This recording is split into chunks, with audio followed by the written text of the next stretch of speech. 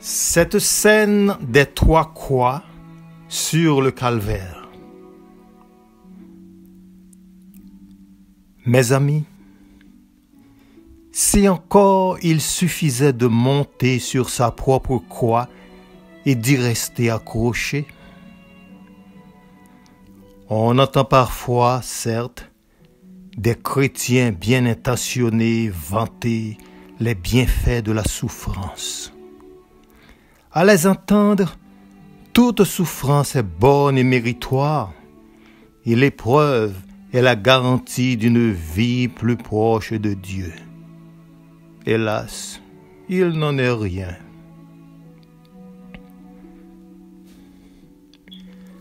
Croyez-vous que la présence auprès de Jésus crucifié de ces deux voleurs, que la tradition appelle le bon et le mauvais larron, soit un effet du hasard ou même un détail insignifiant du drame de la rédemption? Certainement pas.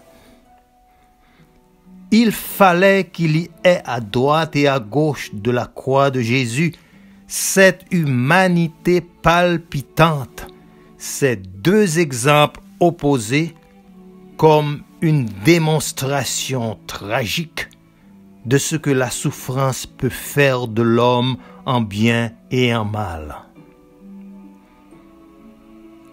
Trop souvent, bien sûr, la souffrance, la douleur écrase celui qui en fait l'expérience.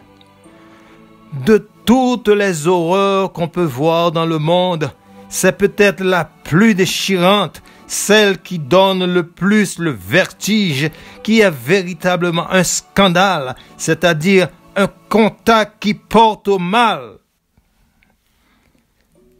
Car il ne s'agit pas seulement d'une souffrance perdue, ce qui serait déjà déplorable, mais d'une souffrance qui perd, qui contribue à endurcir le cœur, comme si ce que l'homme a reçu comme une planche de salut devenait entre ses mains un instrument de perdition.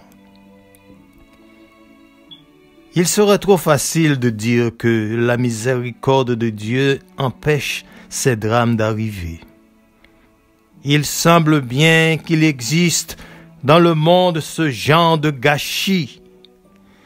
C'est pourquoi je disais avant qu'il ne fallait pas désirer la souffrance et que c'était une imprudence. Aussi, vais-je vous demander un instant de silence pour supplier le Christ crucifié d'aider au maximum tous les désespérés dans cet instant même sont en train de mal souffrir.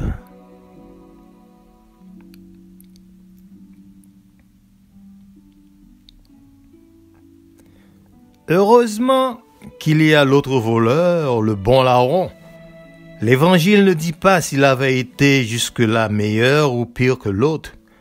Le fait est que l'expérience de la souffrance le retourna entièrement. Pourquoi? Parce qu'il est sorti de sa propre douleur pour s'apitoyer sur celle de Jésus. Et je n'invente rien. Écoute-le dire à l'autre voleur. Pour nous, c'est justice. Nous payons nos actes, mais lui, il n'a rien fait de mal. Oui, il a suffi au bon larron de poser cet acte d'amour pour transfigurer sa vie. En fait, ce supplice atroce auquel il était soumis, sans doute à juste titre, il a su le dépasser pour penser à l'innocent, son frère Jésus. Jamais peut-être il n'en serait arrivé là s'il n'avait été crucifié. S'il y a donc une mauvaise souffrance, il y a aussi une bonne. La différence entre les deux, c'est la présence ou l'absence de l'amour.